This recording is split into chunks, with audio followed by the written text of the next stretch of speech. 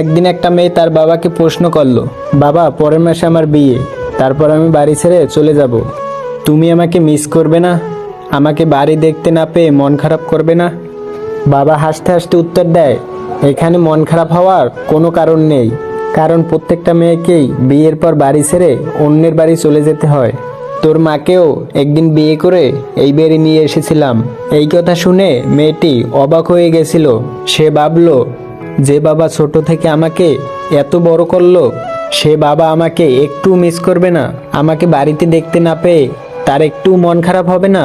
এই কথা সে ভাবতে ভাবতে তার ভাইয়ের কাছে গেল।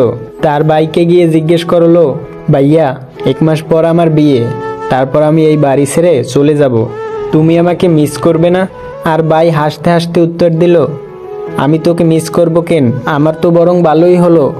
এবার আমার তোর সাথে আর রুম শেয়ার করতে হবে না, এবং তোর সাথে আমার আলমারি শেয়ার করতে হবে না।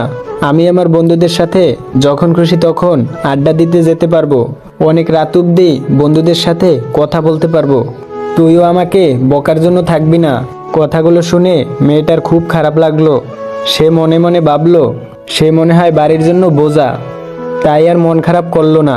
সে ঠিক করে নিল, বিয়ে হলে এ বাড়ি ছেড়ে চলে যাবে, একটু মন খারাপ করবে না। দেখতে দেখতে 1 মাস কেটে গেল। বিয়ের দিন চলে এলো।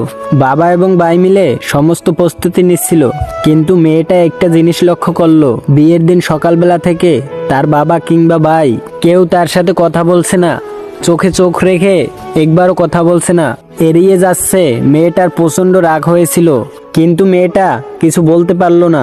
সন্ধ্যাবেলা যখন সে বাবা কন্যাদান করছে, তখন সেই মেয়েটা তার বাবার দিকে তাকিয়ে দেখে তার বাবার চোখ ছলছল করছে, চোখের ভিতরে পানি, কিন্তু তার বাবা কোনো কর্মে চেষ্টা করছে যাতে পানি এক ফোঁটাও বেরিয়ে না আসে।